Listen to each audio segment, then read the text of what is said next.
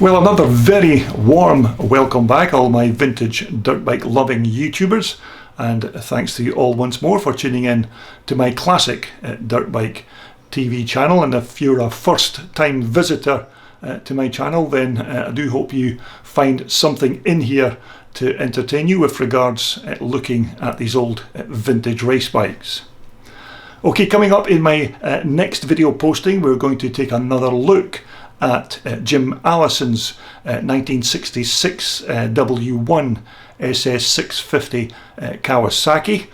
Now, I've already posted a video on this bike on my channel a few years back, but this is a more slightly updated version of that same bike, so I do hope you enjoy it. Okay, enough chitty chat from me for now. Let's just all jump straight into the video. Now, this very nice old classic is a stripped down version of the 1966 W1 SS650 Kawasaki road bike from that year, and much of the bike, including the twin cylinder Kawasaki engine, was of course a Japanese copy of the British made BSA A7A10 road bike. Now, these W1 SS650 Quackers are not a bike that you see in great numbers in the UK these days, and certainly not one that's been stripped down to be used as a classic Scrambler. Now, in this picture, this is what this bike would have looked like back in 1966 with all of its associated lights and other road-going paraphernalia. And you have to admit it was still quite a nice looking old classic bike, but you can see the similarities to the BSA A10 A7 bike that it was copied from. Now, there wasn't a massive difference between the two machines, although Kawasaki it did make a few upgrades to the twin cylinder engine. Now, the bike was built by Jim Alison and his friend Roy Cumming. Now, Jim did all the engineering improvements to the bike's frame, while Roy concentrated on doing all the work on the 650 Kawasaki motor. Now, starting with the bike's chassis, Jim had to make a few changes to the back of the original road bike frame by repositioning the rear shock mounts. Now, he also had to add a rear tail loop at the back so that he could have a mounting point for the rear mudguard, as the original part of the frame was just open on either side. Now, as you'd expect, the original road bike's front forks were just worse than useless for off-road work, so Jim then removed these and fitted a pair of Italian Serianis to the chassis. Now, Terry Weedy of Avery Products in Hampshire supplied the top and bottom fork yokes and the front and rear Gramica brake hubs. Now, although it was slightly difficult to source a set of steering head bearings for the frame, but Roy once again came up with the goods this time when he found a set of BMW tapered bearings that fitted almost perfectly. Now, the wheels once again are the original road bike wheels, which were then relaced with brand new spokes onto the Gramica brake hubs. Now, to more or less finish off the rolling chassis, a decent pair of quality rock shocks were fitted in place of the original road bike suspension units, and these rock shocks are top quality and excellent value for money. Now, the motor is a 650cc twin with a 4-speed gearbox, and this engine is an almost carbon copy of the BSA A10 A7 motor, although Kawasaki, as you'd expect, did make a few upgrades to the internals by fitting a one-piece pressed crankshaft assembly using ball bearings and one-piece connecting rods and needle bearings for the small ends. Of course, the British-made A10 motor used plain insert type bearings and two-piece conrods. Now Kawasaki also improved their lubrication system by improving ventilation and the oil flow to the motor's internals to make it a little bit more reliable.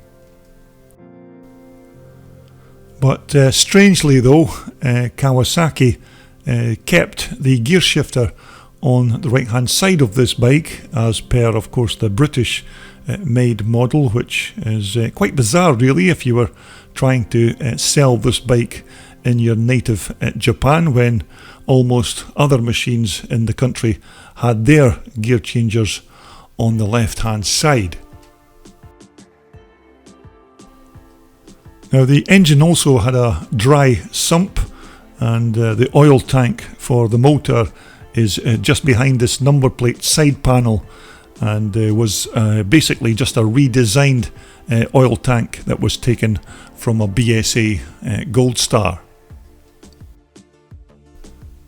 Now the motor cylinder head is the original 1966 head for this motor with a single Mikuni carburetor, although later 650 S1 motors from 1968 would of course be fitted with twin carburetors. Now because the original engine was fitted with an alternator or dynamo at the front of the engine, this was no longer required of course, and was removed by Jim, but he then had to fabricate these new motor mounting plates to fix the engine into the chassis. Now once again Jim couldn't use the big bulky fuel tank from the road bike, so he purchased this alloy fuel tank from the internet, and it almost fitted straight onto the frame, although he still had to tweak it ever so slightly to make it a snug fit. Now the seat base and its associated foam insert was custom made for this chassis, and a brand new cover was also made and fitted by master upholsterer John Dingwall. Now again, the twin exhausts are still the original road bike pipes, although these have been re-chromed by a local metal platers called Fab Chrome here in Cumbernauld in Scotland. Now straight through pipes of course, no silencers, and we'll be able to have a listen to what this bike sounds like just shortly. Now again, the alloy front and rear mudguards are your standard run-of-the-mill classic motorcycle parts, and the rest of the bike's smaller items like the handlebars, the gasser, the levers and cables are all just your basic straight off the shelf motorcycle parts. But you have to admit this is still quite a nice looking old classic, and quite rare as well. Because let's face it, how many 1966 W1650s have you seen lately?